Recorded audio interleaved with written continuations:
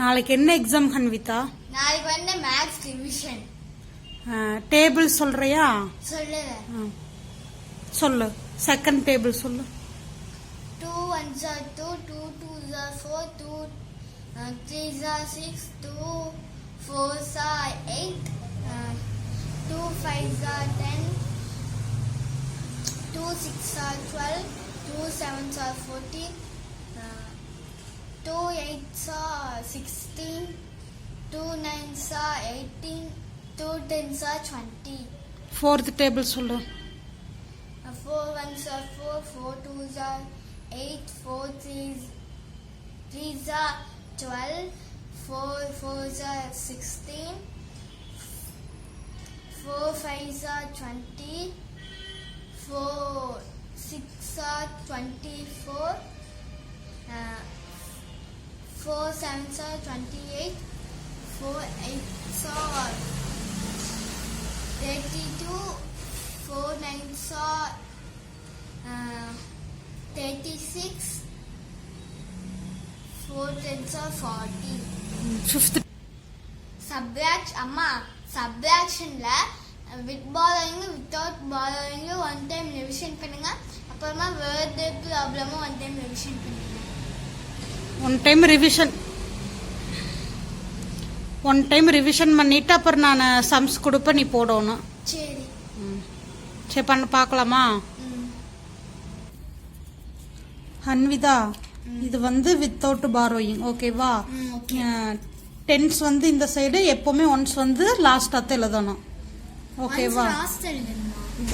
First tense அப்புறம் once தான் வரும். அதான் எப்பவுமே வந்து ஒன்ஸ் வந்து ஃபர்ஸ்ட்ல வரும், அதுக்கப்புறம் டென்ஸ் வரும்.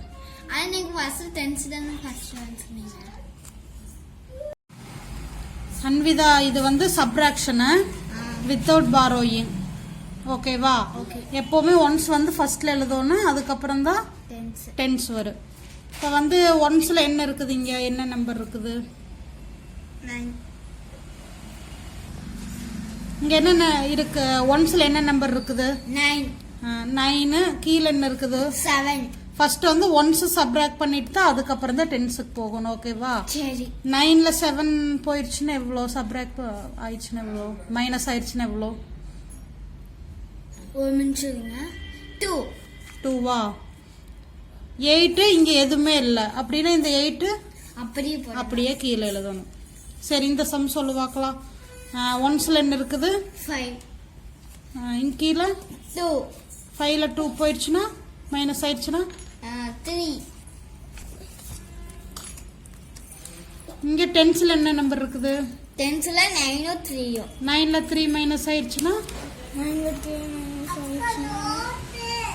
6. இந்த சம் சொல்லு பார்க்கலாம். ஒன்ஸ்ல என்னென்ன நம்பர் இருக்குது? 8 8. 8ல 8 போச்சுன்னா 0. 8ல 8 போச்சு மறுபடியும் 0 தான். ஓகேவா? நெக்ஸ்ட் சம் பார்க்கலாமா?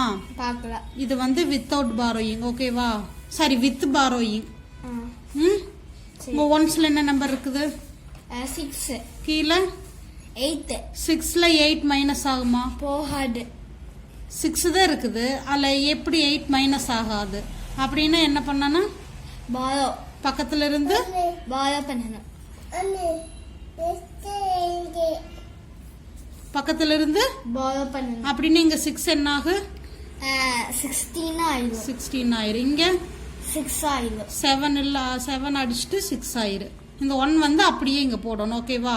இப்ப 16ல இருந்து 8 போகுமா? போகும். அப்படி எவ்வளோ?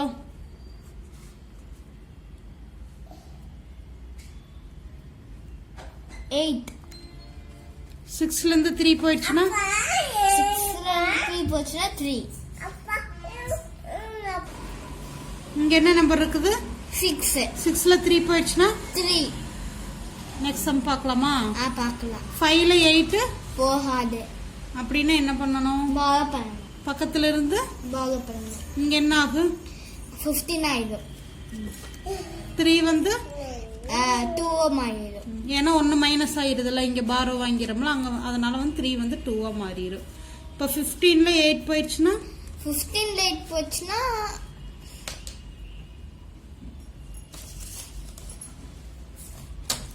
7. இங்கே என்ன 2ல 1 போச்சுன்னா 1. நெக்ஸ்ட் சம்சம் 3ல 6 போச்சுன்னா 3ல 6 போச்சுன்னா போக முடியாது. ஏன்னா வந்து பிக் நம்பர் வந்து மேல இருக்குது, ஸ்மால் நம்பர் வந்து கீழே இருக்குது. ஸ்மால் நம்பர் வந்து மேல இருக்குது, பிக் நம்பர் வந்து கீழே இருக்குது. சரி, ஏன்னா ஸ்மால் நம்பர் வந்து மேல இருக்குது, பிக் நம்பர் கீழே இருக்குது, அதனால மைனஸ் ஆகாது. அதனால பக்கத்துல இருந்து பாரோ பண்ணணும். அப்படி பக்கத்துல இருந்து பாரோ பண்ண இங்க என்ன ஆகும்? 13 ஆயிடுது. இங்க என்ன இருக்கு? 6 ஆயிடுது. இப்போ எதுல இருந்து எது மைனஸ் பண்ணணும்?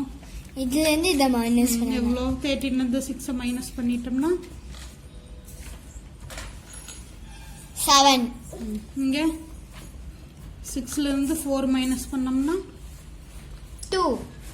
ஓகேவா? புரிஞ்சுது. அடுத்தது வேர்டு ப்ராப்ளம் ஒன்று பார்க்கலாமா? வேர்டு ப்ராப்ளம் ஒன்று பார்க்கலாமா?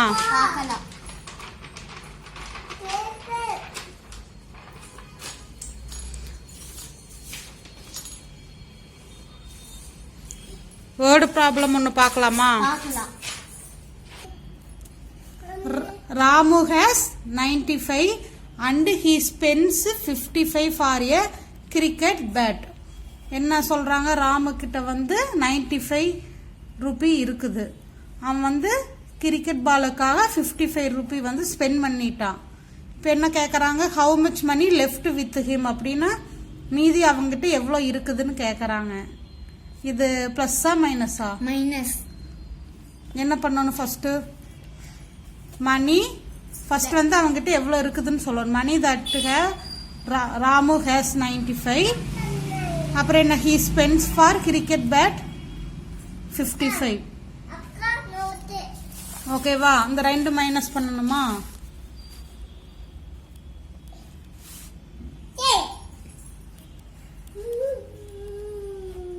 மைனஸ் பண்ண 5 மைனஸ் ஆயிடுச்சுன்னா 5ல 5 மைனஸ் ஆயிடுச்சுன்னா 0. 9ல 5 மைனஸ் ஆயிடுச்சுன்னா 4. 40. ரிமைனிங் அவங்ககிட்ட எவ்வளவு இருக்குது? 40 இருக்குது. 100 லட்சிதா பேசாத. ரிமைனிங் அவங்ககிட்ட எவ்வளவு இருக்குது? 40. என்ன எழுதணும்? மணி லெஃப்ட் வித் ஹிம் அப்படின்னு போட்டு எழுதணும். ஓகே. இப்போ லெஃப்ட்னு வந்துச்சுன்னா பிளஸ்ஸா மைனஸா? மைனஸ். டோட்டல்னு வந்துச்சுன்னா பிளஸ். டுகெதர்னு வந்துச்சுன்னா பிளஸ். ரிமைனிங்னு வந்துச்சுன்னா மைனஸ். புரிஞ்சுதா? புரிஞ்சுது.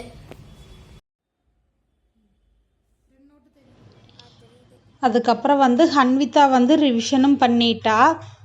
அப்புறம் அவளுக்கு கொஞ்சம் டவுட்ஸ் எல்லாம் இருந்துச்சு, அதையும் நான் கிளியர் பண்ணிவிட்டு சரி அப்படின்னு சொல்லிட்டு சரி டெஸ்ட் வைக்கலாம் அப்படின்னு சொல்லிட்டு எல்லா யூனிட்லேருந்தும் நான் question எடுத்துகிட்ருக்கிறேன்.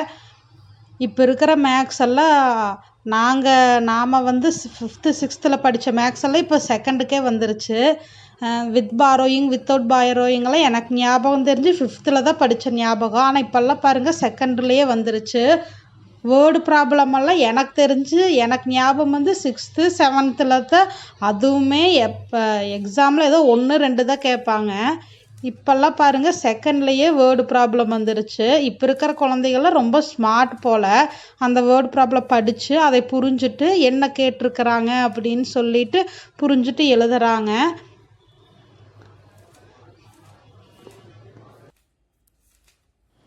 Second ஸ்டாண்டர்ட்லேயே addition subtraction division எல்லாம் வந்துருச்சு. நான் வந்து கொஸ்டின் கொஞ்சம் கஷ்டமாக தான் கேட்பேன். அப்போ தான் நம்ம கொஞ்சம் கஷ்டமாக கேட்டால் நம்ம இங்கே கஷ்டமாக எழுதுனா தான் எக்ஸாம்பிள் கொஞ்சம் ஈஸியாக இருக்குது. இந்த அளவு கொஞ்சம் கஷ்டமாக கொடுக்க மாட்டாங்க செகண்ட் ஸ்டாண்டர்டுக்கு. இருந்தாலும் நான் கொஞ்சம் கஷ்டமாக கொடுத்துட்டோம்னா அங்கே போய் அவள் எழுதுறதுக்கு வந்து கொஞ்சம் அது ஈஸியாக தெரியும். அதனால தான் ஹன்விதாவே கேட்டுட்டு இருந்தா, என்னம்மா இவ்வளோ பெரிய வேல்யூவாக கொடுக்குறீங்க அப்படின்னு சொல்லி கேட்டுட்டு இருந்தா. அப்புறம் புரிய வச்ச.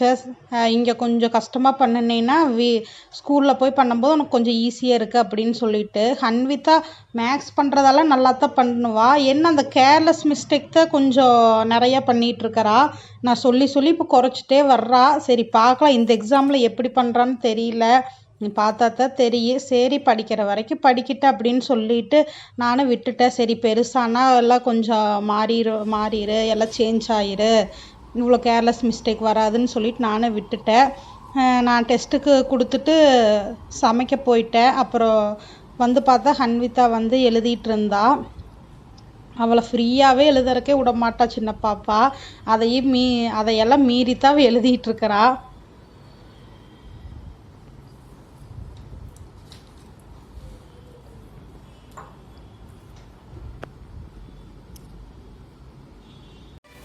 அப்புறம் டெஸ்ட்டெல்லாம் முடிச்சுட்டா. அப்புறம் கொண்டு வந்து காமிச்சிட்டு இருந்தா. நான் சரி கரெக்ஷன் பண்ணலாம் அப்படின்னு சொல்லிட்டு கரெக்ட் பண்ணிகிட்டு இருந்தேன்.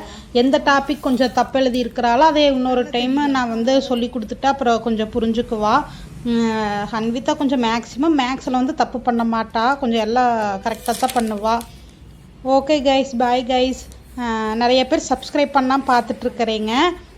வீடியோ கீழே வந்து சப்ஸ்கிரைப்னு பட்டன் இருக்குது, அதை கிளிக் பண்ணிவிட்டு வீடியோ பாருங்கள். அப்போ தான் எனக்கு கொஞ்சம் சப்போர்ட்டிவாக இருக்குது, மோட்டிவேட்டிங்காக இருக்குது. Okay guys, bye guys. நம்ம இன்னொரு வீடியோவில் பார்க்கலாம்.